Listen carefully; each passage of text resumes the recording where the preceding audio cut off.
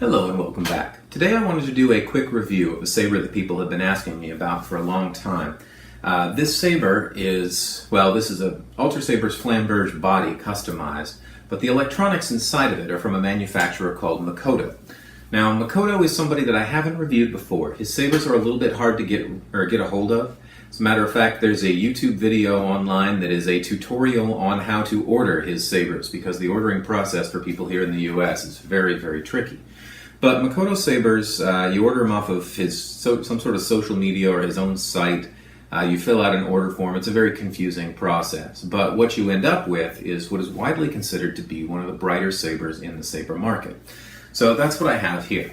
So a couple things about the Makoto Saber, and then I'll go into some of the features. What we are dealing with here is we are dealing with we're dealing with an install kit that he sold for a while. I have here in front of me the V2 Makoto Saber. I think they're up to V4. Brightness is much the same, but he started adding in a couple of features. I'll talk about what the V2 has over the V1 momentarily. But this was an install kit that he sold for installation into Crossguards, okay, which is how it got into this Ultrasabers Crossguard body. The electronics themselves look like this. We have an LED string blade, and we have clusters of 3 LEDs each on both of the side spikes. Connected to that, we have a sound card that's wrapped in plastic. Attached to that is a spot for a recharge port, which is not installed in this saber. A section for an auxiliary button that I'll talk about in just a moment. And a section for the main button and a speaker and battery. Alright, now you'll notice something about these electronics. The speaker on a Makoto has a metal tube attached to it, a resonance chamber, to try to make it a little bit louder. Upside of that is it is a little bit louder. Downside of that is that metal tube rattles around in the hilt a little bit unless you secure it. But just something to be aware of. This thing runs off of an 18650 battery, which is something that you see a lot in the custom market, one of those big lithium-ion batteries. But anyhow, that's what the electronics look like.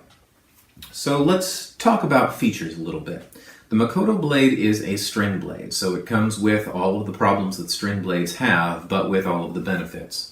It is brighter, and you can get neat effects like the scroll up and scroll down, and you can get delayed ignition, which is something Saberforge also offers, but the Makoto's Crossguard have it as well. Let me go ahead and light this up again, and when I do, notice how the ignition is going to light from the hilt, scroll to the top, and when I power it down, it'll scroll from the top to the bottom.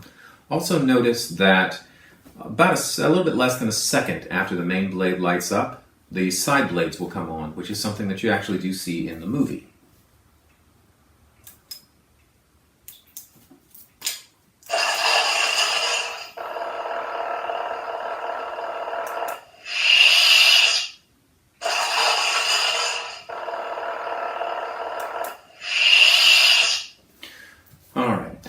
Now you notice it also has a pulse built into it, which is a neat effect.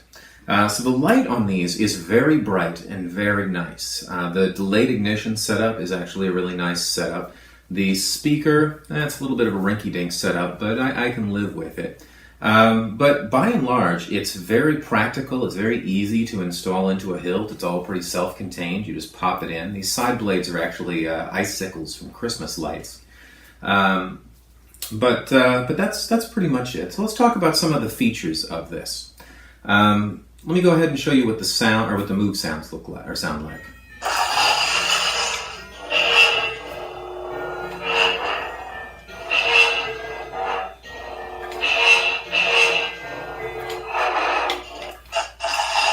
Oh, hit the button there. Sorry.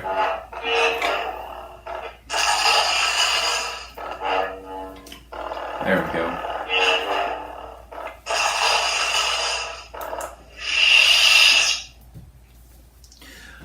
Alright, so some downsides of the Makoto Saber. The sound is really stinking rough. You notice that the buzz is a little bit repetitive and the mixing is not great. When the swing effects come into play, it actually halts the buzz effect, plays the swing effect. It's especially bad with one of the swing effects, which has a much longer delay. So it cuts out the buzz for a second, and then you get this whoom, and then the buzz starts back up again. So definitely not high quality sound that you get on these. and it's not customizable. Let me show you one other thing on these, show you what the auxiliary switch does.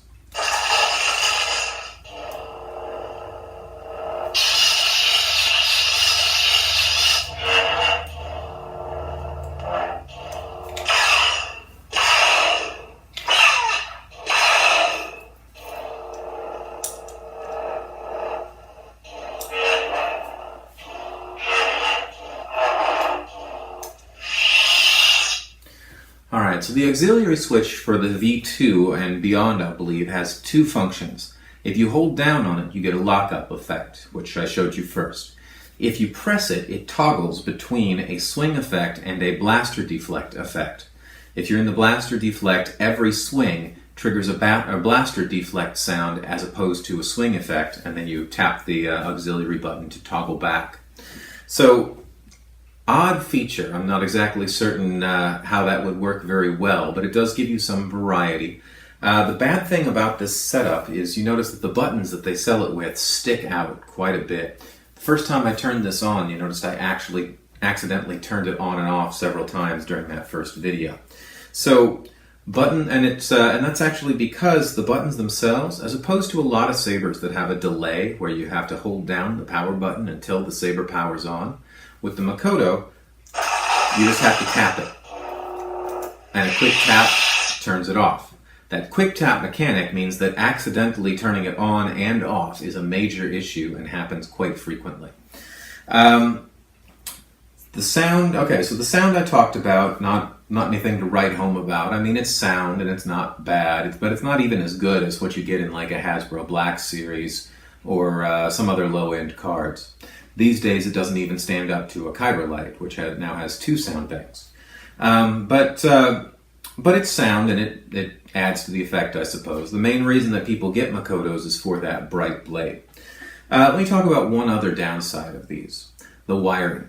Now, you'll notice when I showed you that picture of the inside wiring earlier, some of those wires were taped together. That wasn't me, that was the person who had it before me. But some of those wires were also really tiny. The wiring on this is fragile and kind of rinky-dink once you get in there.